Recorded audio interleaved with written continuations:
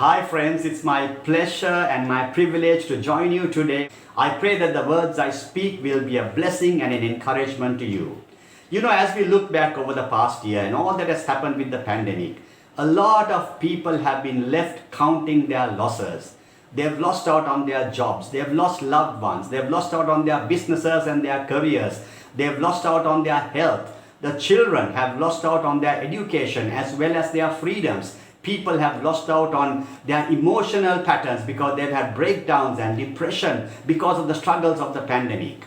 And somebody told me that one of the most sought after words on Google today is the word restoration.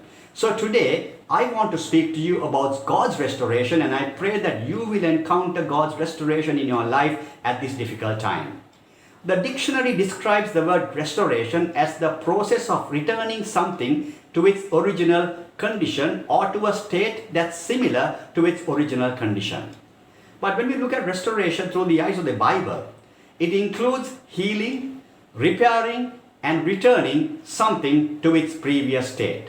So can you believe God to do that in your life today and bring restoration into your life? I want to share 4 thoughts from the 54th chapter of the book of Isaiah. It's a prophetic passage of restoration for the people of God. And on these 4 thoughts, I want to challenge you to believe God for restoration in your life as well. So number 1, when you look at verse 1, Isaiah chapter 54, it says there, burst into song and shout for joy. And that's point number 1. God's restoration will renew your joy and the song in your heart. A lot of people have lost their joy during this period. But God is waiting to restore your joy and give you a new song into your heart today. People have been through sadness, they've been through tears, and they've been through grief.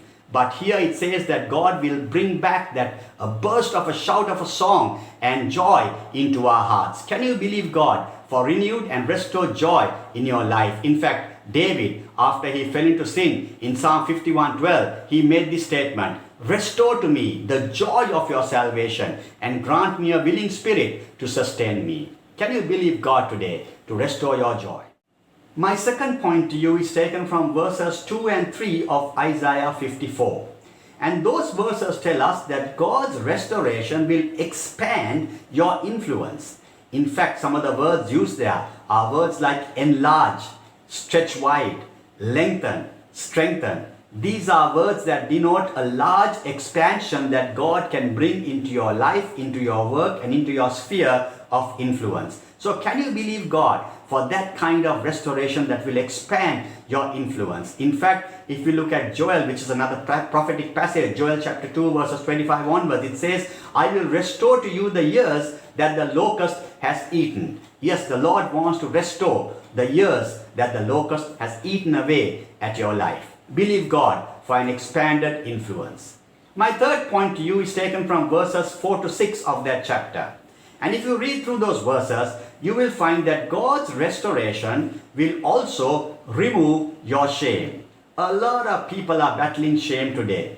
They're battling shame, they're battling rejection, humiliations they have faced, failures they have been through. Some are still feeling the shame of mistakes of the past, of their youthful days, and they are looking to God for restoration and healing. In the book of Jeremiah, chapter 30 and verse 17, God says, I will restore you to health and heal your wounds. It says, I will restore you to health and heal your wounds, and that is declared by the Lord. So can you believe God today for the kind of restoration that will remove all shame out of your life, because He can definitely do that. You know, as I look back over my life, there are many things I could have been ashamed about. But when God brought His restoration into my life, those shames have been removed, and God has lifted me up to places that I never ever thought possible. Trust God to remove your shame through His restoration. And finally, in verses 14 to 17 of Isaiah 54, it shows us that God's restoration will break all opposition that the enemies will bring against you. In fact, if you read through that passage, words like tyranny and terror are used, and God says they will be taken away from you.